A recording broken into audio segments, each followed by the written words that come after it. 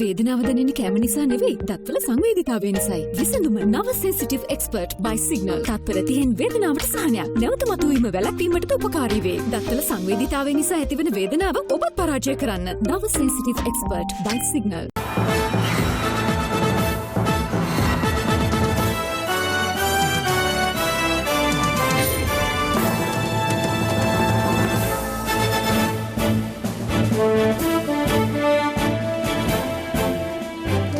ආයිබෝවන් සියලු සමීක්ෂණ වාර්තා අනුව නැවත නැවතත් තහවුරු කළ ශ්‍රී ලංකාවේ අංක 1 ප්‍රවෘත්ති ප්‍රකාශය.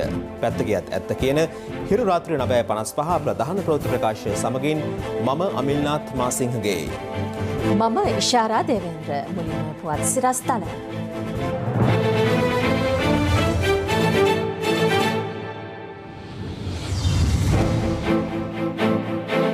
කොළඹ නගර සීමාවේ කොරෝනා ආසාදිතයන් 8000 අසල. මහනුවර නගරයේ පාසල් ලබන සතියේත් වැසේ. මුදල් අමාත්‍යංශයේ උසස් නිලධාරීන්ට ඇමති බන්දුලගෙන් චෝදනාවක්. උසස්ම නිලධාරීන්ගේ කතිපයාධිකාරයක් විසින් ඇමතිවරු පුලන්නන්ගේ තත්ත්වයට පත් කරලා තියෙනවා. මහර ගැටුමින් මියගිය රඳවියන්ගේ අවසන් කටයුතු පිළිබඳ අර්බුදයක්. ගැටුමේ තවත් දර්ශන පෙළක් මාධ්‍යට. අර්ජුන් මහේන්ද්‍රන් මෙරටට ගෙන්වා ගැනීම සම්බන්ධයෙන් නීතිපතිගෙන් සිංගප්පූරු නීතිපතිට කරුණු පැහැදිලි කිරීමක්. හිරු CIA අනාවරණයෙන් පසු රාජ්‍ය ඇමති දෙවනගලට ක්‍රියාත්මක නොවූ පුරාවිද්‍යා නිලධාරීන්ට ඇමතිගෙන් දෝස් මුරයක්. වෙන වෙනම චලනය වන තල 3ක් විටමින් E හා කුමාරිකා සහිත නිසා ඉතා සමීප හා සුසිනිඳු රැවුල බෑමක්. ඔබත් අදම බිග් ෆ්ලෙක්ස් 3 සමග ප්‍රොෆෙෂනල් ෂේව් එකක් අත්විඳින්න. අදම CDB iDeposit ඩිජිටල් ස්ථාවර තැන්පතුවක් අරඹන්න. ගත වූ දිනේදී මෙරටින් COVID-19 මරණ 5ක් වාර්තා වුණා. ඉන් 4ක්ම කොළඹ මහනගර සභා සීමාවෙන් වාර්තා වූ අතර එම බල ප්‍රදේශයේ ආසාදිතයින් සංඛ්‍යාවද 8000කට ආසන්න වී තිබෙනවා. දවසේ පුවත. මෙරට කොවිඩ් පළමු රැල්ල ව්‍යාප්ත වන අවස්ථාවේදී කොළඹ මහනගර සභා සීමාවෙන් වාර්තා වුණේ ආසාදිතයන් 160කට ආසන්න ගණනක්. මේ වන විට වාර්තා වී ඇති 8000කට ආසන්න ආසාදිතයන් අතරින් සෙසු සියලු දෙනාම අයත් වන්නේ දෙවන රැල්ලටයි. කොළඹ මහනගර සභා සීමාව තුළ පවතින අධික ජනගණත්වය මෙම තත්ත්වයට එක් හේතුවක් වී තිබෙනවා. කොළඹ මහනගර සභා සීමාව තුළ ජීවත් වන පුද්ගලයන් සංඛ්‍යාව 7 ලක්ෂයකට ආසන්නයි. ඒ අනුව කොළඹ ජනගණත්වය වර්ග කිලෝමීටරයකට පුද්ගලයන් 1000කට ආසන්නයි. එම අධික ජනගණත්වය කොවිඩ් මර්ධනයට සැලකිය යුතු බාධකයක් වී ඇති අතර මේ වන විට එම මහනගර සභා සීමාවෙන් මරණ 70කට ආසන්න සංඛ්‍යාවක් වාර්තා වීමත් සැලකිය යුතු කරුණක්. මෙරටින් වාර්තා වූ නව මරණ 5 අතරින් 4ක්ම වාර්තා වූයේද කොළඹ මහනගර සභා සීමාවෙන්. එම මරණ වාර්තා වූයේ කොළඹ 12, කොළඹ 10 සහ කොළඹ 2 යන ප්‍රදේශවලින්. ඉන් එක් මරණයක් නිවසේදී සිදු ඇති අතර තවත් දෙදෙනෙකු කොළඹ ජාතික රෝහලට ඇතුළත් කරන විටත් ජීවිතක්ෂයට පත්ව සිට තිබෙනවා. තවත් මරණයක් කොළඹ මහනගර සභා සීමාවට ආසන්න කොළොන්නාව ප්‍රදේශයෙන් වාර්තා වුණා. COVID-19 ආසාදනය වීමෙන් මියගිය එම පුද්ගලයන් අවුරුදු 56, 71, 78, 89 සහ 85 යන වයස්වල පුද්ගලයන් වන අතර මෙරට සමස්ත මරණ සංඛ්‍යාව 229 දක්වා ඉහළ ගියා. මරණ 100කට වැඩි ගාණක් එක මාසයක් ඇතුළත සිද්ධ වෙලා තියෙන නොවැම්බර් මාසෙ. ඒතකොට දැන් දෙසැම්බර් මාසයේ මරණ ගාණ 100ට වඩා අවම මට්ටමකට ගේනවා. ඒ තීරණාත්මක වෙන්නේ අද අපි ගන්න තීරණත් එක්ක. ඊයේ දිනේ වාර්තා වූ ආසාදිතයන් 628 දෙනා අතරින් 402 දෙනෙක්ම කොළඹ දිස්ත්‍රික්කයෙන් වාර්තා වන අතර ඉන් 360 දෙනෙකුම කොළඹ මහනගර සභා සීමාවේ පුද්ගලයන්. ඒ අතරින් 104 දෙනෙක් කොළඹ රිමාන්ඩ් සහ වැලිකඩ බන්ධනාගාරයෙන් වාර්තා වුණා. කොළඹ මහනගර සභාවෙන්ද ආසාදිතයන් 49ක් වාර්තා වීම විශේෂත්වයක්. ඊට අමතරව දෙමටකොඩින් 52ක්, ග්‍රෑන්ඩ් පාස් ප්‍රදේශයෙන් 35ක්, බොරැල්ලෙන් 29ක්, කොම්පඤ්ඤු විදියෙන් 22ක්, කුරුඳුවත්තෙන් 14ක් සහ මරදානෙන් 14ක් ලෙසද ආසාදිතයන් වාර්තා වුණා. කොළඹ මහනගර සභාවේ සේවය කරන නිලධාරීන් ඇතුළු සේවක සේවිකාවන් 260ක් මේ වෙනකොට ආසාදිතින් බවට පත් වෙලා තියෙනවා. අද දවසේ වෙනකොට අපි කොවිඩ් පාලනය කරන්න විශාල අරගලයක යෙදී සිටිනවා. රෝසි සේනනායක මහත්මිය මේ බව සඳහන් කළේ COVID-19 මර්ධනයට කොළඹ මහනගර සභාවෙන් දායක වී සිටින පිරිස් ඇගයීම සඳහා නෙදර්ලන්ත තානාපති කාර්යාලය මගින් මල් කළඹ 400ක් පිරිනැමීම වෙනුවෙන් සංවිධානය කර තිබූ උත්සවයට එක්වෙමින් මෙම අවස්ථාවට මෙරට නෙදර්ලන්ත තානාපති නියදෙක්ව සිටියා. ඊයේ වාර්තා වූ ආසාදිතයන් අතරින් ගම්පහ දිස්ත්‍රික්කයෙන් 66ක්, රත්නපුර දිස්ත්‍රික්කයෙන් 35ක්, කළුතර දිස්ත්‍රික්කයෙන් 30ක්, ගාල්ල දිස්ත්‍රික්කයෙන් 15ක්, අම්පාර දිස්ත්‍රික්කයෙන් 14ක්, කෑගල්ල දිස්ත්‍රික්කයෙන් 7ක්, කුරුණෑගල දිස්ත්‍රික්කයෙන් 4ක් ලෙස ආසාදිතයන් වාර්තා වී තිබෙනවා. ස්ථානයක් හෝ වර්ගීකරණ කාණ්ඩයක් තහවුරු කරගත නොහැකි රෝගීන් 44 දෙනෙකුද වාර්තා වුණා. අද දිනේ නව කොවිඩ් ආසාදිතයන් 252 දෙනෙකු මෙරටින් වාර්තා වූ අතර ඒ සමග මිනුවන්ගොඩ සහ පෑලියගොඩ කොවිඩ් පොකුර 22740ක් දක්වා ඉහළ ගියා. මෙරට සමස්ත ආසාදිතයන් සංඛ්‍යාව 26290ක් ලෙස සටහන් වන අතර අද පුද්ගලයන් 406 දෙනෙකු සුවය ලැබීමත් සමග සමස්ත සුවය ලැබූ සංඛ්‍යාව 19438ක් ලෙස සටහන් වුණා.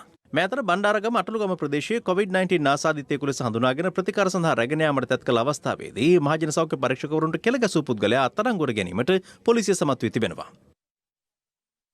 අටලුගම බෝගහවත්ත ප්‍රදේශයේ පිහිටි ඔහුගේ නිවසට සෞඛ්‍ය ආරක්ෂිත ක්‍රම භාවිත කරමින් ඇතුළු වූ පොලිස් නිලධාරියෙකු අදාළ පුද්ගලයා අත්අඩංගුවට ගැනීමට සමත් වුණා. පසුව එම පුද්ගලයා අටලුගම අලුතියාව ප්‍රධාන පොලිස් මුරපොළ වෙත රැගෙන ආවා. අනතුරුව ගිලන් රථයක නංවා බණ්ඩාරගම බස් නැවතුම්පොළ ඉදිරිපිට මාර්ගයට රැගෙන ගියා. පසුව එම පුද්ගලයා බන්ධනාගාර බස් රථයකට නංවා මහේස්ත්‍රාත්වරයා හමුවට ඉදිරිපත් කිරීමට රැගෙන ගොස් තිබෙනවා.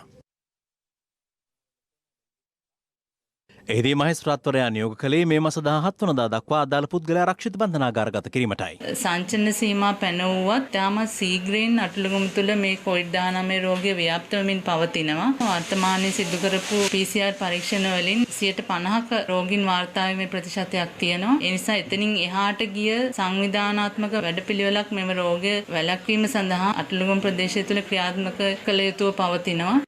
මරදාන් ප්‍රදේශයේ සිට වැලිකඳ දක්වා ධාවනය වූ COVID-19 ආසාදිත රෝගීන් 23 දෙනෙකු රැගත් බස් රථයක් අද උදෑසන 6ට පමණ වැලිකඳ අසේලපුරදී අනතුරට ලක්ව තිබෙනවා. COVID ආසාදිතයින් රැගත් බස් රථයේ රියදුරට නින්ද යාමත් සමග කල්මුනේ සිට පැමිණි තවත් බස් රථයක මුහුණට මුහුණ ගැටී සිදු වූ මෙම අනතුරින් බස් රථ දෙකෙහි රියදුරන් දෙදෙනා සුළු තුවාල ලබා තිබෙනවා. මේ අතර මහනුවර ශික්ෂණ රෝහලේ අක්ෂය ශල්‍යාගාරයේ සේවය කළ පුද්ගලයෙකුට COVID-19 ආසාදිත බවට හඳුනාගෙන තිබෙනවා. ඒ හේතුව හින්දා අපි අද දිනේදී අක්ෂි සායනය සහ වාට්ටුවට රෝගීන් ඇතුළත් කරගන්නේ නැහැ. වෙනත් රෝහල් වලට යොමු කරන්න අපි කටයුතු කරලා තියෙනවා. සඳුදා වන විට අපි බලාපොරොත්තු වෙනවා නැවතත් සායන කටයුතු ආරම්භ කිරීමට සහ රෝගීන් ඇතුළත් කිරීමට. මේ අතර ලබන සඳුදා සිට සතියක කාලයක් මහනුවර නගර සීමාවේ ඇති සියලු පාසල් වසා තැබීමට තීරණය කර තිබෙනවා. මහනුවර නගරයේ ආශ්‍රිතව කොවිඩ් වසංගතය සම්බන්ධයෙන් පැන නැගී ඇති තත්ත්වය සම්බන්ධයෙන් සලකා බලා මේ සවුදා නෙවෙයි ඊළඟ සවුදා වෙනතෙක් නගර සභාව සීමාව තුළ පාසල් 45ක් වසා තැබීමට තීන්දුව කරා. ඒ වගේම අකුරණ ප්‍රදේශ සභා සීමාව තුළ පාසල් 5ක් වසා තැබීමට තීරණය කරා. මිට අමතරව කොළඹ ජාතික රෝහලේ මුළුතැන්ගේ සේවකයන් දෙදෙනෙකුට සහ නිරීක්ෂකාවකට කොවිඩ් ආසාදිත බව තහවුරු වී තිබෙනවා. කොළඹ මහාධිකරණයේ සේවයේ නියුත පොලිස් කොස්තාපල්වරයෙකු සහ පළාත් දේශීය ආදායම් දෙපාර්තමේන්තුවේ ලිපිකරුවෙකුට කොවිඩ් ආසාදනය වී ඇති අතර ඔවුන් කහතුඩු සහ පිළියන්දල ප්‍රදේශවල පදිංචිකරුවන්. ඔවුන්ගේ ආශ්‍රිතයන් වෙසෙන නිවාස 5ක් සහ පළාත් දේශීය ආදායම් දෙපාර්තමේන්තුවේ 20 දෙනෙකු ඇතුළු 37 දෙනෙකු ස්වයං නිරෝධායනට ලක් කිරීමට පියවර ගැනුණා. මේ අතර දඹුල්ල විශේෂිත ආර්ථික මධ්‍යස්ථානයෙන් 9 වෙනි COVID-19 ආසාදිතයා වාර්තා වී තිබෙනවා. කරාපිටිය රුහුණු වෛද්‍ය පීඨයේ ශිෂ්‍යාවන් දෙදෙනෙකුට කොවිඩ් ආසාදනය වී තිබෙනවා. ඔවුන් මාතර පඹුරන සහ පානදුර කෙසෙල්වත් යන ප්‍රදේශවල පදිංචිකරුවන්. මේ අතර මෙරට සංචාර කර්මාන්තය නගා සිටුවීම සඳහා අවශ්‍ය සෞඛ්‍ය මාර්ගෝපදේශ සකස් කිරීම සඳහා සෞඛ්‍ය අමාත්‍යාංශ නිලධාරීන් සහ සංචාර ක්ෂේත්‍රයට අදාළ අංශ නියෝජනය කරන සමාජිකයන්ගෙන් සැදුම්ලත් ඒකාබද්ධ කමිටුවක් පත් කර තිබෙනවා. ඒ සෞඛ්‍ය අමාත්‍ය පවිත්‍රා වන්‍යාරච්චි, සංචාරක අමාත්‍ය ප්‍රසන්න රණතුංග, ප්‍රාථමික සෞඛ්‍ය සේවා, වසංගත රෝග හා කොවිඩ් රෝග පාලන කටයුතු රාජ්‍ය අමාත්‍ය විශේෂඥ වෛද්‍ය සුදර්ශනී ප්‍රනාන්දු පුල්ලේ සහ සෞඛ්‍ය අමාත්‍යාංශ ලේකම් විශේෂඥ වෛද්‍ය මේජර් ජෙනරල් සංජීව මුණසිංහ යන මහත්මීන් පිරිසක් එක්ව සෞඛ්‍ය අමාත්‍යාංශයේ පැවති සාකච්ඡාවකදී වනජීවී සංරක්ෂණ දෙපාර්තමේන්තුව මගින් පාලනය වන සියලු සංචාරක නිවාස හා කඳවුරු බිම් ආශ්‍රිත සංචාරක කටයුතු අද සිට නැවත විවෘත කෙරුණා. මේ අතර විශේෂඥ වෛද්‍ය අමල් හර්ෂද සිල්වා මහතා ප්‍රාථමික සෞඛ්‍ය සේවා, වසංගත රෝග හා COVID-19 රෝග පාලන කටයුතු රාජ්‍ය අමාත්‍යාංශයේ ලේකම් දොරේ වැඩබාරගෙන තිබෙනවා. සෞඛ්‍ය සේවයේ වසර 34ක සේවා පළපුරුද්දක් තිබෙන විශේෂඥ වෛද්‍ය අමල් හර්ෂද සිල්වා මීට පෙර කරාපිටිය ශික්ෂණ රෝහලේ සහ ළමා රෝහලේ අධ්‍යක්ෂවරයෙකු මෙන්ම බස්නාහිර පළාත් සෞඛ්‍ය සේවා අධ්‍යක්ෂවරයා ලෙසද කටයුතු කරා. මේ අතර රජයේ ආයුර්වේද වෛද්‍ය නිලධාරීන්ගේ සංගමයේ ප්‍රවෘත්ති සාකච්ඡාවක් පැවැත්වුවා. පළවෙනි කොරෝනා රැළ එනකොට ප්‍රතිශක්තිය වර්ධනය කරන විශේෂ ඖෂධ අඳුනලා දීලා තියෙනවා. අපි අවදානම් කණ්ඩායම් වලට ප්‍රජාසෞඛ්‍ය වෛද්‍ය නිලධාරීන් හරහා ඒ ප්‍රතිශක්තිය ලබා දුන්නා. ඒ සමාජිකයන්ගේ PCR පරීක්ෂණය කරනකොට අපිට වාර්තා ලැබෙන නෙගටිව් කියලා. අපි දන්නවා පහුගිය කාලේ එක මහත්මයෙක් ඖෂධයක් සොයාගත්තා. එය අහම්බෙන් හෝ සායනික පරීක්ෂණයක් කළේ තහවුරු වුණා. ඒකෙන් ඔප්පු වෙන්නේ නැහැ එකම ඖෂධ ඒක කියන එක. මෙවැනි ඖෂධ ගණනාවක් තියෙනවා. මේවා දැන්වත් විධිමත් සායනික පරීක්ෂණයක් කළා මේ ප්‍රතිලාභය ජනතාවට ලබා දීලා ඉතා කෙටි කාලයක් තුළ මේක මර්ධනය කරන්න ඒ අවස්ථාව සලසා දෙන්න. සෞඛ්‍ය ප්‍රවර්ධන කාර්යාංශයේදී ප්‍රවෘත්ති සාකච්ඡාවක් හැඳවා තිබුණා. ජාතික රෝහලේ වාට්ටුවලම හිටියා ගොඩාක් දියවැඩියා රෝගීන්, වකුගඩු රෝගීන්, හෘදයාබාධ වලින් පෙළෙන රෝගීන්. නමුත් ඒ රෝගීන්ටත් සමහර අයට කොවිඩ් ආසාදනය තිබුණා. නමුත් අපි හොයලා බලුවහම මේ හැම දිනෙකටම එහෙම නරකම ප්‍රතිඵලයක් දුන්නේ නැහැ. ඒ නිසා අනවශ්‍යම බියක් ඇති කරගෙන මානසික පීඩනයක් ඇති කරගත යුතුම තත්ත්වයක් නෑ. රෝහල්ට එන්න අවශ්‍ය නම් රෝහල් වලට පැමිණිලා සායනවල සමග සම්බන්ධ වෙලා දුරකථනයෙන් හෝ ඖෂධ ලබාගෙන කටයුතු කළොත් මම හිතන්නේ අනවශ්‍ය ආතතියකින් පෙළමින් අනවශ්‍ය ගැටලු ඇති කරගන්න අවශ්‍ය නැහැ. හුදකලා කර ඇති මහල් නිවාසවල ජීවත් වන දරුවන්ගේ මානසික ආතතිය දුරු කිරීම වෙනුවෙන් නත්තල් කැරොල් වැඩසටහනක් තිඹිරිගස්සෑ ප්‍රාදේශීය ලේකම් කාර්යාලයේ ග්‍රාම නිලධාරීන්ගේ ප්‍රධානත්වයෙන් පැවැත්වුණා.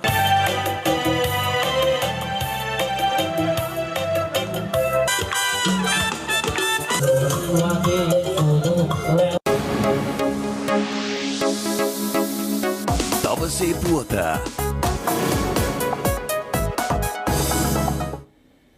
මේ අතර තවත් COVID-19 ආසාදිතයින් 265ක් වාර්තා වී තිබෙනවා.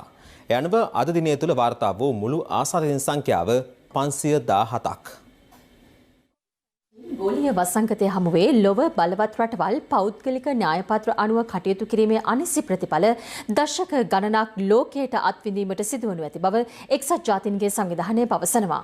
එම සංවිධානයේ ප්‍රධානී ඇන්ටෝනියෝ ගුටරස් මේ බව ප්‍රකාශ කළේ COVID-19 වෛරසය සම්බන්ධයෙන් පැවති එක්සත් ජාතීන්ගේ විශේෂ සැසිය අමතමින්. අතුළු ලකේ නම හොබවන රට පුරාම රසගෙන යන අවුලේ සැවම රස කර කන මාතර ෆ්‍රීල නූඩල්ස් ටේස්ට් එකේ ට්‍රස්ට් එක. බැංකු ක්ෂේත්‍රයේ ප්‍රවීණයෙකු වීමේ ඉලක්කය ඔබ සතු නම් ශ්‍රී ලංකා බැංකුකරුවන්ගේ ආයතනය වෘත්තීය බැංකුකරණයේ ප්‍රමුඛයා. මහර බන්ධනාගාර ගැටුමෙන් මියගිය කොවිඩ් ආසාදිත රැදවියන්ගේ දේහ භූමිදානය කිරීම COVID-19 මාර්ගෝපදේශ අනුව ගැටලුවක් බව රාගම රෝහලේ අධිකරණ වෛද්‍ය නිලධාරීවරයා ඇතුළු සෞඛ්‍ය අංශ වත්තල මහේස්ත්‍රාත් අධිකරණයට අද දැනුම් දුන්නා.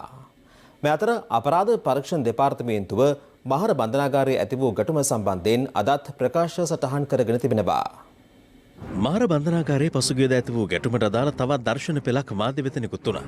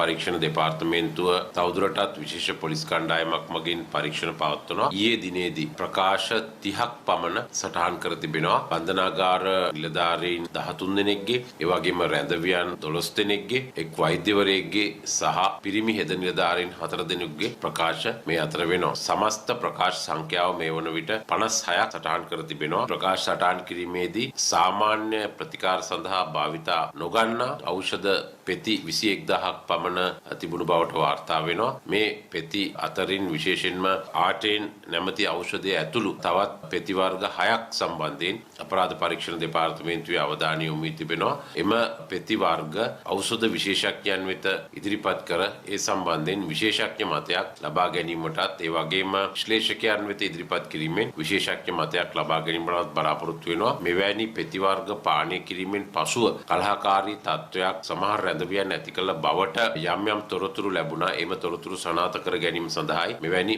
විශේෂඥ මතයක් ලබා ගැනීමට බලාපොරොත්තු වෙන්නේ. මෙතර මහර බන්ධනාගාර සිදුවෙන් ජීවිතක්ෂරපත් වූ කොවිඩ් ආසාදිත රැඳවියන්ගේ සිරුරු සම්බන්ධයෙන් ගන්නා ඉදිරි පියවර දැනුම් දීමට නීතිපති දෙපාර්තමේන්තුවේ නියෝජිතයෙකුට සහ සෞඛ්‍යාංශ නිලධාරියෙකුට අධිකරණ හමුවේ අද පෙනී සිටින ලෙසට වත්තල මහේස්ත්‍රාත් බුද්ධිකසී රාගල මහතා නියෝග කර තිබුණා. ඒ සිරකරු අයිතිවාසිකම් සුරැකීමේ සංවිධානයේ සභාපති නීතිඥ සේනක පෙරේරා මහතා මෝසමක් මාර්ගයෙන් සිදු කළ කරුණු දැක්වීම සැලකිලිට ගනිමින් ඒ අනුව අද දිනේ සෞඛ්‍යාංශ නිලධාරියෙකු අධිකරණයේ පෙනී සිටියද නීතිපති දෙපාර්තමේන්තුවේ නියෝජිතයෙකු පෙනී සිටියේ නැහැ. මෙහිදී සෞඛ්‍යාංශ නිලධාරීන් අධිකරණයේදී කියා මේගේ රැඳවියන්ගේ මෘතදේහ බුහුමුදානය COVID-19 වසංගත මර්දන මාර්ගෝපදේශ අනුව ගැටලුවක් බවයි. කරුණු සලකා බැලූ වත්තල මහේස්ත්‍රාත් බුද්ධිකසී රාගල මහතා පොලිස්පතිවරයාට නියෝග කළේ මීළඟ නඩුවාරයේ යෙදෙන ලබන 11 වෙනිදා නීතිපති දෙපාර්තමේන්තු නියෝජිතවරයෙකු අධිකරණයට කැඳවන ලෙසයි. අද දින නීතිපතිවරයා තමන්ගේ ස්ථාවරය දක්වන්න ගරු අධිකරණයට පැමිණලා සිටියේ නැහැ. කෙසේ වුණත් සෞඛ්‍ය බලධාරීන් නියෝජනය කරමින් ආපු ඒ නිලධාරී මහත්මයා අධිකරණයට තමන්ගේ ස්ථාවරය දැක්වුවා. රැඳවියන්ගේ ඒ මෘත දේහ සම්බන්ධයෙන් පශ්චාත් මරණ පරීක්ෂණ කළා මේ යුක්තිය ඉටු කර ගැනීමට සුදුසු ආකාරයේ නියෝගයක් අපි බලාපොරොත්තු වෙනවා ගරු අධිකරණයෙන් ලබා ගන්න. මෙතර මහර බන්ධනාගාරයේ සිටි රැඳවියෙකුගේ බිරිඳ මානව හිමිකම් කොමිෂන් සභාවට පැමිණිල්ලක් ඉදිරිපත් කළේ තම ස්වාමියා අතුරුදන්ව ඇති බව පවසමින්. ඇතුලේ ඉන්නවද නැද්ද කියලා කියන්නේ ගිහින් කියන්නේ ස්පිරිතාලේ ලිස්ට් එක බලන්න කියලා කියනවා. එතන ගියත් මගේ ලිස්ට් එකේ මගේ මහත්තයාගේ නම නැහැ. ඉතින් කිසිම තොරතුරක් නැහැ. රංචි වෙලා තියෙන වැලිකඩ බන්ධනාගාරයට ගෙනියලා කියලා. ඉතින් අපි අහන්නේ එහෙ ඉන්නවද කොහෙ ඉන්නවද මොනවද කරලා තියෙන්නේ මැරිලාද තුවාල වෙලාද කියලා අපි අහන්නේ. මහර බන්ධනාගාරයට ගියා එහෙන් මුකුත් කියන්නෙත් නැහැ. දැන් දවස් ගාණක් මං කියන්නේ මගේ මහත්තයව හොයලා දෙන්න කියලා. මොකද්ද වෙලා තියෙන්නේ කියලා කියන්නේ කියලා තමයි මම අහන්නේ. අද දිනේ රැඳවියන්ගේ ඥාති හිතවතුන් මහර බන්ධනාගාර පරිශ්‍රයට පැමිණ සිටිනු දක්නට ලැබුණා. මේ අතර මහර බන්ධනාගාරයේ ඇති වූ නොසන්සුන් තත්ත්වයේ පාලනය කිරීම සඳහා කැඳවා තිබූ පොලිස් විශේෂ කාර්ය බලකාය නිලධාරීන් 150කට අධික පිරිසක් ස්වයං නිරෝධායනයට ලක් කර තිබෙනවා. විශේෂ කාර්ය බලකාය අනදෙර නිලධාරී නියෝජ්‍ය පොලිස්පති වර්ණ ජයසුන්දර මහතාද ඒ අතර වන බව පොලිසිය සඳහන් කළා. මහර බන්ධනාගාරයේ සියලු රැඳවියන් කොවිඩ් පරීක්ෂණ සඳහා යොමු කිරීමට බන්ධනාගාර දෙපාර්තමේන්තුව අවධානය යොමු තිබෙනවා. මුදල් අමාත්‍යංශයේ සිටින ඇතැම් නිලධාරීන් නිසා කැබිනට් ඇමතිවරුන් පුලන්නන්ගේ තත්වයට පත්ව ඇති බව අමාත්‍ය ආචාර්ය බඳුරු ගුණවර්ධන මහතා අද පාර්ලිමේන්තුවේදී ප්‍රකාශ කළා. ඒ කර්මාන්ත වෙළඳ ඇතුළු අමාත්‍යංශ 6ක වැය ශ්‍රේෂ්ඨ පිළිබඳ විවාදයේදී පිළිතුරු කතාව සිදු කරමින් එහිදී පළ වූ අදහස් කිහිපයක් සමගින් මැති සභය විශේෂාංගය දැන්. The present administration have failed in their duty to present to the country the second and third quarter figures for the economic growth rates. Leader of the opposition, during your speech, I think it is by mistake that you have mentioned a country as a failed state. So permit me to expunge that part of from your speech. I never mentioned failed state. Yes. No, I never mentioned. What I said was a failed government. Not the state. අසාර්ථක රාජ්‍යයක් නෙමෙයි මම කිව්වේ. I don't know whether I have... අසාර්ථක රජයක්. සමාවෙන්න එහෙම expunge කරන්න බෑ ඔබතුමාට මගේ speech. If I in the course of a speech use the term failed state, you can't expunge that. That is my opinion. How on earth can you expunge that? It's a very supportive comment from Honorable Gajam Ponnambalam because they wanted to say that Sri Lanka is a failed state. මේ ගරු කතානායකතුමනි අයි මේ mic එක of කරන්නේ? No, it has not been off. කවුරු හරි ඉන්නවද මේ reverse පෙත්ත ගහගෙන අරගත්තේ මේ මයික් ඔෆ් කරන? හැම කතාවෙම වැඩිපුරම ඉල්ලන්නේ මයික් එකයි කැමර එකයි. ඉතින් අපි දැක්කා එතුමා අමාත්‍යවරයා විදියට ඉන්න කාලේ කැමර එකයි මයික් එකයි නම් හැමතැනම අරගෙන ගියා හදපු ගෙවල් වල ප්‍රමාණය කෙසේ වෙතත්. අපිට තියෙන ප්‍රධානතම අභියෝගය තමයි මේ රටේ තරුණයන්ගේ විරකියා ප්‍රශ්නෙට විසඳුමක් දෙන්න. ඒකට අපි විපක්ෂ නායකතුමා කරා වගේ తాවකාලික පත්වීම් දීගෙන යන්න බෑ. අල්ලපු ගෙදර එහෙම කියන්න එපා. අල්ලපු ගෙදර සමාරාමේ ගමේ ඔබතුමා තේ බොන්න වාලහන්දියල එතනට. හරි ඔබතුමා යන්න. කතා කරමු. මේ රටේ විරකියාව ප්‍රශ්නයක් වෙලා තියෙනවා නම් ඒකට උත්තරය තියෙන්නේ ඒගොල්ලන්ගේ අතේ. ඒ ප්‍රශ්නය ඇති කරේ ඒගොල්ලෝ. මේ දැන් බෝලේ පාස් කරන්නේ නැතුව ඔබතුමාලා හිටපු අවුරුදු 5 කරපුවා කියන්නේ ඔබතුමාලාගේ නායකයා తాවකාලික පත්වීම් දීලා ළමයි 2000ක් ගෙදර යවුවා. ඒක හරිද වැරදිද කියන්නකෝ. උත්තරේ දෙන්න මට හරිද වැරදිද කියලා කියන්නකෝ. සෞභාග්‍ය දැක්මේ 13 වෙනි පිටුවේ මොකද්ද කියන්නේ? අපි මුදල් විසුද්ධිකරණය කරන්න ඉඩ දෙන්නේ නැහැ කියලා. හැබැයි අයවැය කතාවේ පිටරට තියෙන හොරසල්ලි ගේන්න සුද්ධ කරන්න අපි දෙනවා පොදු සමාවක්. ඔබතුමා පට්ටපල් බොරු කියන්නේ. කියපු ඔක්කොම බොරු. කොහෙද කිව්වේ කළුසාලි සුදු කාඩ් දෙනවා කියලා කොහෙද තියන්නේ? මුදල් විසුද්ධිකරණය දෙනවා කියලා කොහෙද තියන්නේ? JDB එකේ තියෙන සියලුම වතු තමුන්නාන්සේගේ ඥාතිවරුන්ට දුන්නද නැද්ද? ඔබතුමා ලයිස්තු අරගෙන ඇවිල්ලා මගේ දීපු ඥාතීන්ගේ නම් ලයිස්තුවම දෙන්න මම ඒකට උත්තර දෙන්නම්. වීරවංශ ඇමතුමා කර්මාන්ත ඇමති සුද්දෙක් දැක්කම උණ හැදෙනවා. කොහෙද ජාත්‍යන්තරයෙන් මෙහාට ආයෝජනය කරන්න දෙන්නේ මේ වගේ අය ඇමතිකම් කරනකොට? දෙවනගල පන්සලේ හාමුදුරුවෝ කියනවා ඒ පන්සලට අයිති ඉඩම් අත්තරෝමතිකව අයිති කරගන්න තමුන්වහන්සේගේ සහෝදරයව යවුවා. සල්ලි දෙන්න කිව්වා. පගාව දෙන්න හැදුවා. මං ගැන බෞද්ධයෝ දන්නවා. සදන් ඉකොනොමික් සෝන් එක අපේ රජය විසින් ඩොලර් බිලියන 14ක ආයෝජනයක් සහිත මේ තනිකර බොරු කියන්නේ ඩොලර් බිලියන 14ක කොහෙද අනේ ඔයාලා කිවිසුමක් අස්සම් කරලා තියෙන්නේ. ආණ්ඩුව ඒ දවස්වල මේකට විරුද්ධ වුණා. දැන් ඒ කර්මාන්තවලට ගිහිල්ලා ජැක් ගන්න බලනවා. සිංගප්පූරුවත් එක්ක අත්සන් කරපු ජාත්‍යන්තර නිදාස් වෙළඳ කිවිසුමට මා පාරට බහැලා විමල් වීරවංශලා තොইলයක් නැතුවා. එතුමන්ලගේ ආණ්ඩුව තමයි සිංගප්පූරුවෙන් කුණු ගෙනාවේ. කුණු ගෙනල්ලා ගොඩ ගැහුවේ. මම ඔබතුමාගේ අහනවා සම්බන්ධට වරාය ඔබතුමාලා දුන්නානේ. ඒ මුදල් වලට මොකද උනේ? කියන්න. දැන් කියන්න. දැන් කියන්න. හරියන්නේ. නෑ දැන් කියන්න. කාලේ අවසන්. මම මුදල් අමාත්‍යාංශ විවාදයේ තියෙනකොට ඒකට උත්තර නෑ දැන් කියන්න. මට වෙලාව නෑ. එච්චර දෙයක් නෑ. වෙලාව ජාතික අපරාධයක් කරුවේ. සෙස් බදු වලින් ලැබෙන මුදල් මේ අපනයන සංවර්ධන අර මුදලට යන්න ඕනේ. ගෙවන්නේ. එතකොට මේවා නීති විරෝධී. මුදල් අමාත්‍යාංශයේ ඉන්න සමහර හිතුවක්කාර නිලධාරීන් මේ කතිපයාධිකාරයක් හදාගෙන මේ පාර්ලිමේන්තුවත් ඇමතිවරුත් සතාට අන්දලා තමන්ට අවශ්‍ය දේ විතරක් කරන යුගයකට තමයි අපි පරිවර්තනය වෙමින් ඉන්නේ. කාගේ ආණ්ඩු තිබුණා. ඇමතිවරු ඉන්නවා නිකන් රබර් සීල් වගේ. ඊට පස්සේ බැනුම් අහන්නේ ජනාධිපතිතුමා. බැනුම් අහන්නේ අගමැතිතුමා. බැනුම් අහන්නේ ඇමතිවරයා. මේ ඔක්කොම කරන උසස්ම නිලධාරීන්ගේ කතිපයාධිකාරයක් විසින් ඇමතිවරු පුලන්නන්ගේ තත්වයට පත් කරලා තියෙනවා. ඊළඟට මම උසස් අධ්‍යාපන අමාත්‍යවරයා ලෙස සිටියේදී ආසියානු සංවර්ධන බැංකුවත් සමග සාකච්ඡා කරලා ජාතික විශ්වවිද්‍යාලයක් නැති සෑම දිස්ත්‍රික්කයකටම තාක්ෂණික විශ්වවිද්‍යාලය බැගින් ලබා දෙන්න. ආසියානු සංවර්ධන බැංකුවෙන් ඇමරිකානු ඩොලර් බිලියන 50ක් වෙන් කරගත්තා. බාරකාර ආණ්ඩුවේ හදන ඉඩම වෙන් කරගත්තා. හැබැයි මේ අයවැලේ කෙනේ ඒක අන්තර්ස්ථාන වෙලා. ඒ කියන්නේ ඇමතිවරුන්ට බෑ මේ නිලධාරී කැමති නැත්තම් මොකක් හරි කරන්න. ඒක ඇමතිවරේ ඔළුවෙන් හිටගත්තක් කරන්න බැරි තත්වයක් තමයි මේ රටේ මේ ඇති වෙමින් තියෙන්නේ. නිලධාරීන් කියන ඒවා කරන්න අපි ඉන්න ඕනේ. අලුතෙන් ආපු LNG බලාගාරේ මිලදී ගැනීමේ ගිවිසුම අත්සන් කරන්න වෙනවා. ඒතකොට මිලදී ගැනීමේදී මොනතරම් ප්‍රමාණයකට විදුලි ඒකකයක් මිලදී ගන්න ඕන කියලා නිර්ණායක දෙන්නේ මහජන උපයෝගිතා කොමිසම. අයවැය විවාද පැවැත්වෙනකොට ජනාධිපතිවරගේ ලේකම් පී.බී. ජයසුන්දර භාණ්ඩාගාර ලේකම්ට ලියුමක් කරනවා මහජන උපයෝගිතා කොමිසම හොස්තු කරනවා කියලා. මේ පාර්ලිමේන්තුව මොකටද මේකට පාරිභෝගික ජනතාවට අසාධාරණයක් වෙන පරිදි බරක් පැට වෙන පරිදි විදුලි බිල වැඩි කරන්න ඉඩ නොදුන්නේ මහජන උපයෝගිතා කොමිසම. එහෙම අහුසි කරන්න බෑ පාර්ලිමේන්තුවේ පනත. මම අහගෙන හිටියා සමහර විපක්ෂයේ මන්ත්‍රීවරු හරියට නිකන් මැරිලා ඉපදිලා වගේ කතා කරන්නේ. පහුගිය අවුරුදු 5 සතොසේ පාඩුව විතරක් බිලියන 9කට වැඩි. රිෂාඩ් බදුදී නැමතිවරයාට දුන්න ආයතන 46ක් ඩොලර් පිදිනේ දුන්න හොරකම් කරන්න. තමුන්නාස්සේ අද ඇවිල්ලා මඩ ගහන්න හැදුවාද? ඇමතිතුමාව මුරුන් ගත්තේ කියලා ප්‍රශ්න ඇති කරන්න හැදුවා. අපි දැක්කනේ කියපු දේවල්. හිතන්න එපා ආණ්ඩුවක් ඇටේ කියලා. දැන් මහා සංඝරත්නය පාවිච්චි කරන්න හදනවා. මේ මහා සංඝරත්නය හිරේ දාපු ආණ්ඩුව පින්පෙට්ටිය සල්ලි ටිකක් ගණන් කරපු ආණ්ඩුව හරියට නිකන් නිදාවැරිලා ඇහැරිලා වගේ දැන් වෙලා තින්නේ දෙයියන්ගේ හාල් කාලා තියෙන්නේ මහා බැංකුවේ හොරා කාලා දැන් පිස්සු ඇදිලා ඉන්නේ මම දැක්ක අර බදුල්ල දිස්ත්‍රික්කේ മന്ത്രി කෙනෙක් හරි කියලා ගහගෙන ගියේ කාලේ එයා කියනවා දැන් අවුරුදු දෙකෙන් පෙරලන්න පුළුවන්ලු කොච්චර හරිද කියනවනම් බදුල්ල දිස්ත්‍රික්කේ ඡන්දෙ ඉන්නේවත් නැහැ අද බලන්න දේශපාලන වශයෙන් තාම ඉරේ කී දෙනෙක් ඉන්නවද ඇයි පිල්ලන්නේ ඉරේ දැම්මේ නැගෙන ඉරෙන් මහින්ද රාජපක්ෂ මහත්තයාට උදව් කරපු නිසා දැන් ඊයේ മന്ത്രി කෙනෙක් සානි අබේසකරනේ පෙනී හිටිනවා දිල ඇඳුම විනාශ කරපු නිලධාරියෙක් මුළු CID එකම විනාශ කරපු කළු පැල්ලමක් ගෙනාපු නිලධාරියෙක් අපි දැක්ක දුමින්ද සිල්ලව හිරේ දාපු හැටි අද තාම දුමින්ද සිල්ලලා හිරේ ඒකයි මම කියන්නේ ගෝඨාභය රාජපක්ෂ ජනාධිපතිතුමා ප්‍රජාතන්ත්‍රවාදී වැඩි කියලා අපි අපිට තාම සාධාරණත්වයක් ඉතුරු වෙලා නැහැ කියලා මම විශ්වාස කරනවා ඒ දේශපාලන හිරකරුවන්ව නීති අනුකූලව වහාම නිදහස් කළ යුතුයි ඒක කළ යුතුයි ඒකයි මේ රටේ ජනතාව ඡන්දෙ දුන්නේ තාවකාලිකව නවතා දමා තිබුණු බහුදින යාත්‍රාවල දීවර කටයුතු සීමා කිරීම යටතේ යලි ආරම්භ කිරීමට දීවර හා ජලජ සම්පත් දෙපාර්තමේන්තුව අවසර ලබා දී තිබෙනවා.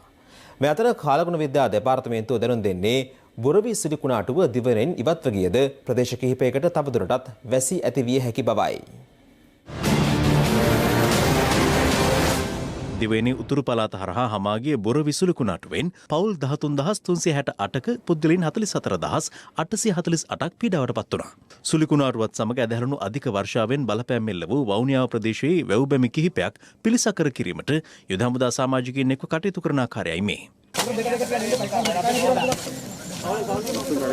දැන් මේකේ ප්‍රබලතාවය ක්‍රමයෙන් අඩු වෙලා තියෙනවා. කෙසේ නමුත් වක්‍ර බලපෑම විශේෂයෙන්ම තියෙනවා උතුරු මැද වයඹ වගේ පළාත්වල. එම පළාත්වලත් මිලිමීටර් 100ක් වන වර්ෂාපතන තිබීමේ හැකියාවන් තියෙනවා. කෙසේ නමුත් මේකේ ඍජු බලපෑම තියෙනවා පුත්තලම ඉඳන් මන්නාරම හරහා තිරිකුණාමලය දක්වාම තියෙන ගැඹුරු සහ නොගැඹුරු මුහුදු තීරවල දීවර හා නායක කටයුතු වල යෙදෙන්න එපා. කෙසේ වෙතත් දීවර සහ ජලජ සම්පත් දෙපාර්තමේන්තුවේ අධ්‍යක්ෂ ජෙනරාල් සුසන්ත කහවත්ත මහතා ප්‍රකාශ කළේ සුලිකුණාටුව හේතුවෙන් හානි වූ දීවර යාත්‍රා පිළිබඳ තොරතුරු කඩිනමින් ලබා දෙන ලෙස සහකාර දීවර අධ්‍යක්ෂවරුන්ට උපදෙස් ලබා දුන් බවයි. බහුදින දීවර යාත්‍රාවලට මන්නාරම, කිල්නොච්චි, යාපනයේ සහ මුලතිව් දීවර වරායන් හැර ඉතුරු දීවර වරායන් වලින් රැකියාව සඳහා පිටත් යාමට අවසර ලබා දී තියෙනවා. දැනටත් ගමන් වාර ලබා නොදී තියෙන එක් දින දීවර යාත්‍රා සම්බන්ධයෙන් අද දින පවතින තත්ත්වය සලකා බලලා කාලගුණ තත්ත්වය සුදුසු නම් ඒ සඳහා අවසර ලබා දෙනවා. මේ අතර පසුගියදා යාපනයේ පොන්නාලේ ප්‍රදේශයෙන් මුහුදු ගොස් අතුරුදන්ව සිටි පුද්ගලයාගේ මල සිරුර යාපනයේ කරයිනගර් ඌරිවෙර තීරයේ තිබී හමුව තිබෙනවා. මේ අතර සුලිකුණාටුවේ බලපෑම ක්‍රමයෙන් පහව යාමත් සමග උතුරේ ප්‍රදේශ කිහිපයක පැවති වැසි සහ සුළං තත්ත්වයේ අඩුවීමක් දක්නට ලැබුණු බව ඒ සංචාරය කළ හිරු ප්‍රවෘත්ති කණ්ඩායම් පැවසුවා.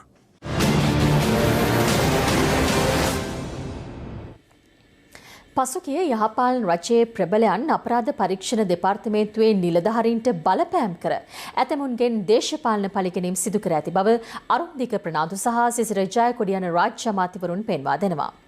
එමෙන්ම යහපාලන රජයේ ප්‍රබල දේශපාලනඥයන් විපක්ෂයේ පිරිස් සිරගත කිරීමට ඇතැම් දූෂිත නිලධාරීන් සමග එක්ව කටයුතු කළ බව පාර්ලිමේන්තු මන්ත්‍රී මොහොමඩ් මුසම්මිල් මහතා හිරු ටීවී බලය දේශපාලන සංවාදාත්මක වැඩසටහනට එක්වෙමින් සඳහන් කළා. දැන් අද කොමිෂන් සභාව විහිළුවක් නම් අපි කියන්නේ මාර ස්වාධීන කොමිෂන් සභාව තිබුණා දිරුරුක්සි ඩයස් නීතිය හදන කාලේ කඩන කාලේ රංජන්ට කෝල් ගන්න කාලේ ඒවා මාර ස්වාධීන සානි අබේසේකරලා දාගෙන CID එකේ ආමි එකේ කට්ටියට දුමින්ද සිල්වා මහත්තයාට අනෙකුත් දේශපාලන කට්ටියට ගේම් ගහද්දි ඒවා මාර ස්වාධීනයි ඊට පස්සේ FCID එක අනුර කුමාර දිසානායක මහත්තයා හදිසි ප්‍රතිචාර දැක්වීමේ කමිටුවේ වාඩි වෙලා ඒ ඔක්කොම අරගෙන ඇවිල්ලා ඒවා මාර ස්වාධීනයි ඒවා ස්වාධීනකම වැහිලා තියෙන්නේ මේ පහුගිය ආණ්ඩුව läගලා පෞද්ගලික ආණ්ඩුවේ කුණු අසූචි තවරගෙන නැවත මේ ජනතාවට ඇවිල්ලා මේ මහා ප්‍රදර්ශනය කරන්න හැදුවද ප්‍රජාතන්ත්‍රවාදයේ පෙනෙමින් පෙනී හිටනවා කියලා මේ දෙගොල්ලොන්ට ඒක කරන්න බෑ. යහපාලන ආණ්ඩුව තුලින් විශාල අසාධාරණ ලක්වෙච්ච පුද්ගලයෝ විශාල ප්‍රමාණයක් ඉන්නවා. FCID එක ක්‍රියාත්මක වුණේ FCID කාර්යාලය තුල නෙමෙයි. අරලියගහ මන්දිරය තුල. පහුගිය කාලේ අපි දැක්කා ජනතා විමුක්ති පෙරමුණ එක්සත් ජාතිපක්ෂයේ නායකයෝ පාඩලි චම්පික රණවකල රාජිත සේනාරත්නලා රනිල් වික්‍රමසිංහ මහත්තයත් එක්ක එකතු වෙලා ඒගොල්ලෝ තමයි මිදගෙන FCID එකට නම් කරන්නේ මෙන්න මෙයාව අද ගන්න ඕන. ඒතකොට මේ වගේම තමයි අපි දැක්කා රංජන රාමනායක මහත්තයා සම්පූර්ණයෙන්ම ගිහිල්ලා ශානි අබේසේකරට විතරක් නෙමෙයි නඩු වලට සම්බන්ධ හැම කෙනෙකුටම කතා කරලා මිනිස්සුන්ව අමාරු දාන හැටි. ඒකේ ප්‍රධානම බිල්ලක් තමයි දුමින්ද සිල්ලා මන්ත්‍රීතුමා. දුමින්ද සිල්ලා මන්ත්‍රීතුමාගේ නඩුව දෙවෙනි අවස්ථාවේදී අපි හිතුවා අපීල් එකෙන් එතුමාට නිදහසක් ලැබෙයි කියලා. නමුත් ඉතාමත් අවාසනාවන්ත විදියට පුදුම විදියට බලපෑම් කළා. අපි දැන් එකක් තමයි අපි ජනාධිපතිතුමාට අපේ මන්ත්‍රීවරුන්ගේ සියලු දෙනාගේම අත්සන් ලිපිය දීලා තියෙනවා. අපි හිතනවා සමස්ත රටේ ජනතාවම එතුමා මහජන නියෝජිතයෙක් කොළඹ දිස්ත්‍රික්කයේ නියෝජනය කරපු පාර්ලිමේන්තු මන්ත්‍රීවරයෙක් දැවැන්ත විදියට ජනතාවට සේවය කරපු කෙනෙක් එතුමාට විශාල ඡන්ද ප්‍රමාණයක් ලැබිච්ච කෙනෙක්. හැබැයි අද කනගාටුවට කාරණාව තමයි එහෙම අය එයාට විතරක් නෙමෙයි මේ රටේ රාජ්‍ය නිලධාරීන්ට සමහර විනිශ්චයකාරවරුන්ගේ අද රස්සාව නැති වෙලා තියෙනවා මේ කාරණාවත් එක්කලා. එතකොට ඒ සියල්ලක්ම දැන් නිවැරදි කරන්න ඕන කාලය ඇවිල්ලා තියෙනවා. අති ගෞරවනීය ගරුතර මහා සංඝරත්නයත් කියන්නේ ඒකයි. එතුමාගේ පැත්තෙන් දැන් අවුරුදු 5ක් විතර කාලයක් එතුමා මේ ඇතුලේ. ඉතින් ඒක නිසා මම හිතනවා එතුමාට සාධාරණයක් වෙන්න ඕනයි කියලා ඉතා ඉක්මනට. දේශපාලන කාරණු මත තීන්දුව දීලා අපේ රටේ දේශපාලන නායකයෝ තවමත් ජීවිතාන්ත දක්වා හිරදඩුවම භුක්ති විඳිනවා. අය ඉන්නවා. ගැන විශාල මතභේදයක් තියෙනවා. අර්ලියගහ මන්දිරයේ ඉඳන් නඩු දාන්න සැලසුම් කරපු කණ්ඩායම් තමයි මේ චෝදනාව කරන්නේ. ඒක ඇවිලුව. රහස් පොලිසිය බාර සිටි සමහර අධ්‍යක්ෂකවරු විවිධ දේශපාලන පක්ෂවල නායකයෝ මේ අය තමයි නඩු හැදුවේ. ඒ අය අද කියනවා නම් දේශපාලන බලපෑම් වෙනවයි කියලා අධිකරණයට අපිට ඉතින් hina කියන්නේ නිර්දෝෂී තනත්තන්ට අයිතු අසාධාරණ චෝදනා ඉදිරිපත් කරමින් නඩු ගොතමින් ඔවුන් හිරබාරයට ලක් කරන්න ගත්ත ක්‍රියාමාර්ග ගත්තොත් එහෙම එක්සත් ජාතික පක්ෂයේ අය රැකගන්න කරපු ඒ බොරු නඩු ගෙතිල්ලට ශාල්ල විනුවෙන් පෙනී සිටින්නේ නැත්නම් කොහොමද පෙනී සිටින්න වෙනවා මේ හඬපට වලින් පේන්නේ අධිකරණයට ඔවුන් බලපෑම් සිදු කළ බව විශේෂයෙන්ම ශානි වැනි පරීක්ෂණ මෙහෙයපු නිලධාරීන් නඩු හදන්න නඩු ගොතන්න තමයි ඒගොල්ලෝ දුරකථනින් උපදෙස් දුන්නේ. ඉතින් ඒ නිසා ඒ වගේ අය අධිකරණයේ ස්වාධීනත්වය ගැන කතා කරන්න එනවනේ ඒක තමයි ලොකුම විහිළුව. ඔබ ඔබේ තිස කෙස්වලත් ආරක්ෂාව වෙනුවෙන්ම ලයිෆ් බොයි ඩබල් සැෂේ ₹10 පමණයි. SLT වෙතින් ඔන්ලයින් ලර්නින් සහ ඔන්ලයින් වර්කින් සඳහා ඇදහිය නොහැකි ඩේටා දීමනා GB 30ක් ₹195 GB 100ක් ₹490යි අඩුම මිලට වැඩිම ඩේටා SLT වෙතින්.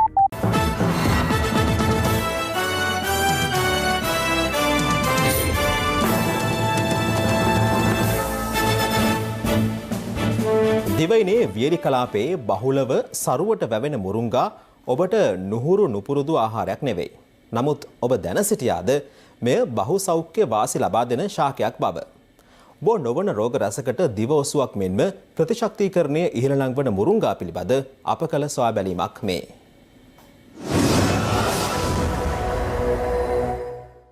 ශ්‍රී ලංකාවේ වියලි සහ අතරමැදි කලාපයන් වල ඉතා බහුලව කෘෂි රසායනික භාවිතයකින් තොරව ස්වාභාවිකව වැඩෙන ශාකයක් වන මුරුංගා the miracle tree, the never die tree ලෙසත් හඳුන්වනවා. මුරුංගා පෝෂණ ගුණය අතින් පොහොසත්ම ශාකයක් බවට පත්වැත්තේ ගසේ පොත්ත, කරල්, මුල් මල් සේම පත්‍රද බහු සෞඛ්‍ය වාසි ලබා දෙන නිසයි. ඔබ දැන සිටියද මුරුංග කුල ඉතාම හොඳ විටමින් C මූලාශ්‍රයක් බව. මුරුංගා නැවුම් පත්‍ර ග්‍රෑම් 100ක අඩංගු විටමින් C ප්‍රමාණය මිලිග්‍රෑම් 51.7ක් බව පෝෂණවේදීන් පෙන්වා දෙනවා.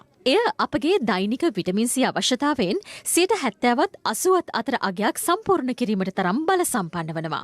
විශ්මය නම් දොඩම් මෙන් 7 ගුණයක විටමින් Cද, කැරට් මෙන් 4 ගුණයක විටමින් Aද, කිරිවීදුරුවක මෙන් 4 ගුණයක කැල්සියම් සහ ප්‍රෝටීන්ද මුරුංගාවල අඩංගු වීමයි. එමෙන්ම ඉදුණු කෙසෙල් ගෙඩිමෙන් 3 ගුණයක් පොටෑසියම්ද, නිවිතිවල මෙන් 3 ගුණයක් විටමින් Eද, ආමණ්ඩ මෙන් 3 ගුණයක් යකඩද මුරුංගාවල අන්තර්ගත වනවා. මුරුංග ගහේ තියෙන ඉතාමත්ම වැදගත්කමක් තමයි එහි තිබෙන අධික ප්‍රෝටීන් ප්‍රමාණය. ඒ සැසඳිය හැක්කේ කිරි, බිත්තර, මස්වල තියෙන ප්‍රෝටීන් හා සැසඳමින්. ප්‍රෝටීන් වල තිබෙන අත්‍යවශ්‍ය ඇමයිනෝ අම්ල විශාල ප්‍රමාණයක් මේ මුරුංග ගහේ තියෙනවා. ඒක නිසා මන්ද පෝෂණය තියෙන ප්‍රදේශවල ඒ මර්ධනය කිරීම සඳහා ව්‍යාපෘතියක් හැටියට මුරුංග ගස් වගා කිරීම ප්‍රචලිත කිරීමටත් මුරුංගා ආහාරයට ගැනීම ප්‍රචලිත කිරීමත් සිද්ධ වෙනවා. මේ COVID-19 සමයේ ප්‍රතිශක්තිකරණය වඩවන ආහාර පිළිබඳ නිරන්තර අවධානයෙන් පසුවන ඔබට මුරුංගා හොඳ ආදේශකයක්. විශේෂයෙන්ම කොරෝනා වෛරස සමයේ ප්‍රතිශක්තිකරණය වැඩි කිරීම සඳහා ඉතා පිටිවහලක් සලසන ආහාරයක් හැටියට මුරුංගා සලකනවා. ඒ වගේම එහි තියෙන සීනි පාලනය කිරීමට අපි අර ග්ලයිසීමික් ඉන්ඩෙක්ස් කියන ගුණය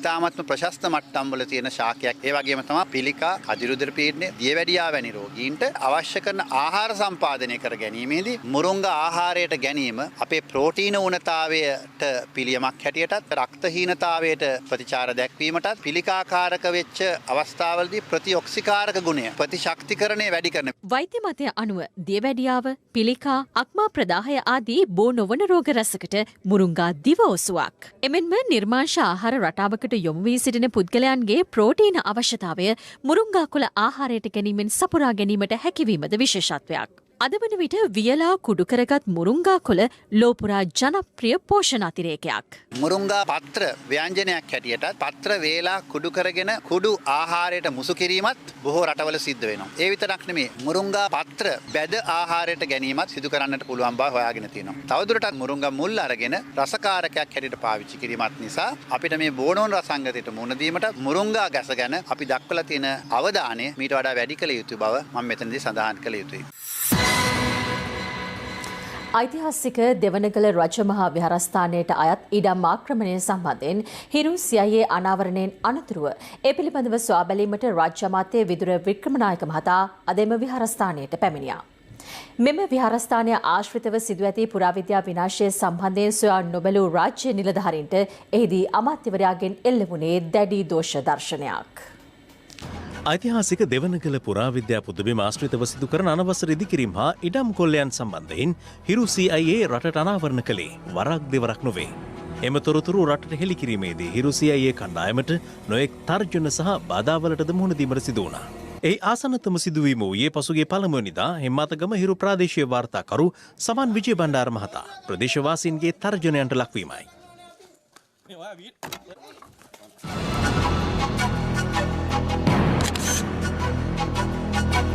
දෙවනගල පුදබිමේ සිදුවන පුරාවිද්‍යාත්මක උරුමයන් විනාශ කිරීම පිළිබඳ සොයා බැලීමට ජාතික උරුම ප්‍රාසංග කලා හා ග්‍රාමීය කලා ශිල්පී ප්‍රවර්ධන රාජ්‍ය අමාත්‍ය විදුර වික්‍රමනායක මහතා එම විහාරස්ථානය වෙත පැමිණෙන්නේ එවන් පසුබිමකයි.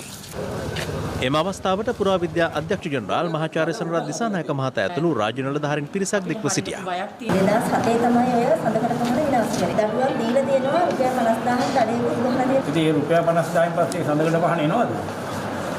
සර් අදටත් මට ලිපිය ඇවිල්ලා නැහැ. එතන තියෙන ගම්වර ඔක්කොව නෝර යුගයේ වින්නධර්ම සෝරි රජුගේ දෙවනකල විහාරයට පූජා කරපු. එතන තායිර් කියලා මේ නම ගහලා දැන් අවුරුදු 5කට වැඩි සර්. මේ සෙල් ලිපියට අද කිසිම ආවරණයක් නැහැ. මේ ලිපි ලේඛන නැති වුණොත් මට තියෙන එකම සාධකය මේක සර්. කබීර් හෂීම්ගේ බලපුලුවන්කාරකමට මේ පැරණික බලෙන් ගල්ටි කරන් ගිහලා සර් කඩලා විඳලා වෙනේවට ගත්තා. එතකොට මේවට පුරා විද්‍යාව මැදිහත් දුන්නේ ටොයිලට් හදලා තියෙන ගල උඩ.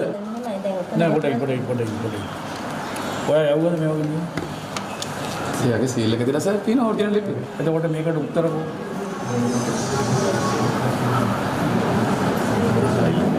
මම අහන්නේ බොහොම සරල දෙයක් මහත්තයෝ. තමුන්ගේ වගකීම හරියට ඉෂ්ට කරලා තියෙනවද? මම අහන්නේ තමුන්ගේ වගකීම හරියට ඉෂ්ට කරලා තියෙනවද? ඔව් සර්. ඒ ඔයා මෙයා කියන දේද කියන්නේ? නෑ. එතනින්ම තේරෙනවනේ තමුන්ගේ වගකීම. මම තමුන්ගෙන් විස්තර ඇහුවාම තමුන් කියනවා මෙයාට විස්තර කරන්න කියලා.